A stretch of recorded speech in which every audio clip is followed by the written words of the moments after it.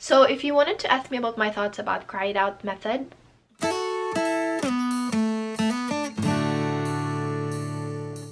hi everyone, welcome back to my channel. If you're new here, my name is Pauline and this is my tiny corner for first-time moms. If you share the same experiences, if you share the same struggles, please make sure to subscribe so you will be notified if you upload any new video. Today's video, I'm gonna talk about my thoughts about the cry it out method. This is another controversial topic for moms, especially for first-time moms, and I get so intrigued myself as a first-time mom because a side story, I have a bachelor's degree in psychology, so I know most stuff about how people behave and the causes of why a person behaves such personality or behavior. And also I finished my diploma for child and youth care, which basically discusses about the best interest of a child. I pretty much have knowledge about how to take care of my child, although I didn't have Paula before I finished my diploma, my child and youth care diploma. So if you wanted to ask me about my thoughts about cry it out method, my answer is no. Sorry. I know I wanted to apologize because I don't want other moms to feel bad for choosing the route of doing a cry it out method for your children. Although there's study that proves that cry it out method affects your baby's brain because the way our brains are constructed is that there are wires that connects the cells to each other, or neural pathways, if that's easier for you to understand. Once those neural pathways are destroyed, or if you guys seen like a spark of electricity, that's how I imagine when a baby cries really hard. Like there's a spark that's happening in between the spaces of the brain cells. That's deconstructive for the brain if you wanted to opt for the cry it out method. I don't know if there are any studies which proves certain amount of time if you wanted to go with that route of letting your baby cry.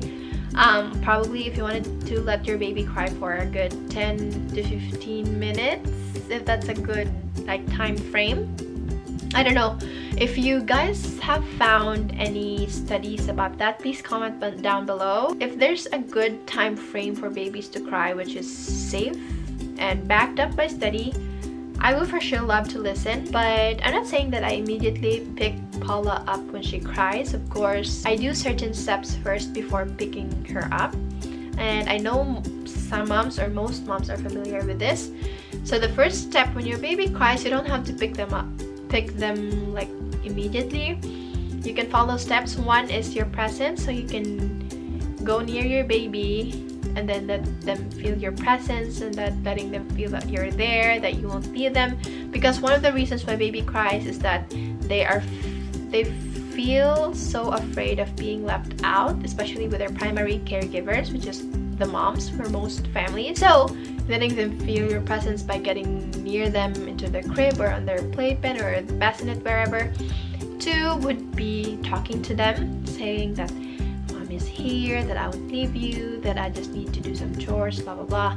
And 3, you can also, there's actually a lot of things to do before you can pick them up, to let them understand that they can soothe themselves, or they can soothe themselves through other things except you as the primary caregiver picking them up. So you can do singing, you can do binky or pacifier. There's actually a lot of things again before you pick them up, and I would say that picking them up is the last resort, and nursing. You can follow those steps to soothe your baby before picking them up.